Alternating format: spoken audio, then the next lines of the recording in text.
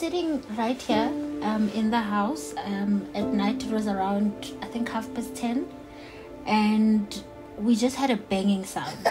And we all thought it was my mom because she was by this door. But then when I had a look, it was him just bleeding. And at the time, we didn't even know that it was a bullet.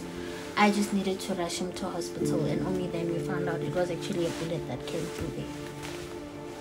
When I saw him, I just saw a pool of blood. And as a parent, I literally pulled him and I screamed, I remember. And then my husband came from the back room because he was sitting that side.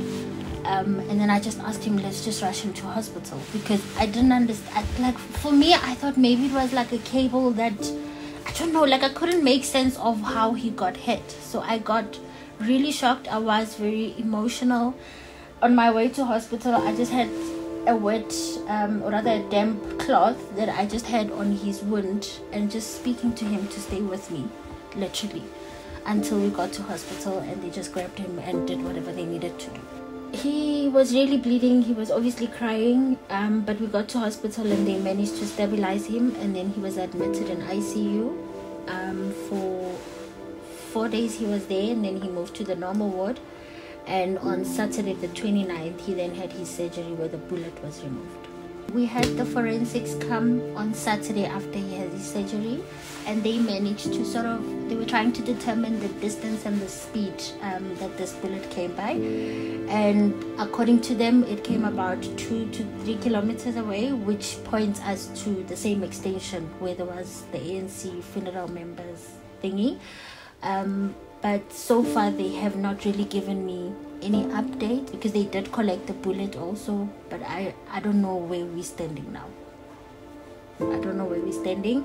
And another thing is that I know that the investigating officer, after we had mentioned that that particular address is where there was shootings happening, when he went there, I think they did find some cartridges, but obviously they need to do their investigation, and only then I'll get to know what's going on. But at this stage, I don't know. First of all, I want the person who made the decision to shoot at that particular moment, in that particular position, to pay for what he almost did to my son, which is kill him. Because we're talking about it now because he's alive and it's okay, but it does not take away the trauma that we've had as a family, especially my kids.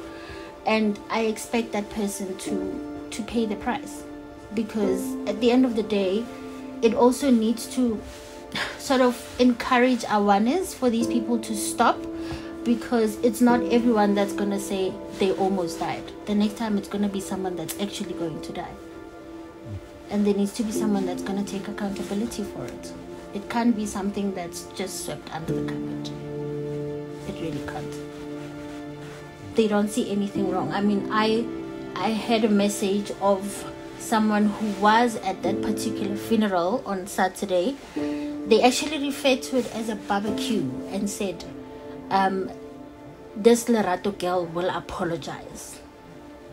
So for them, it's still just a political attack, according to them. It's not my son's life. It's not about the trauma that they've instilled. For them, it's just a political thing that they need to defend themselves from, of which at the end of the day, no one has confirmed it yet. And I mean, I may not be the most learned person, but from what I understand, alleged means something that is yet to be confirmed.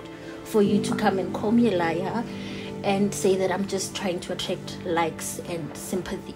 In fact, my son does deserve all the sympathy in the world, because he's only one and he had a bullet stuck in his head.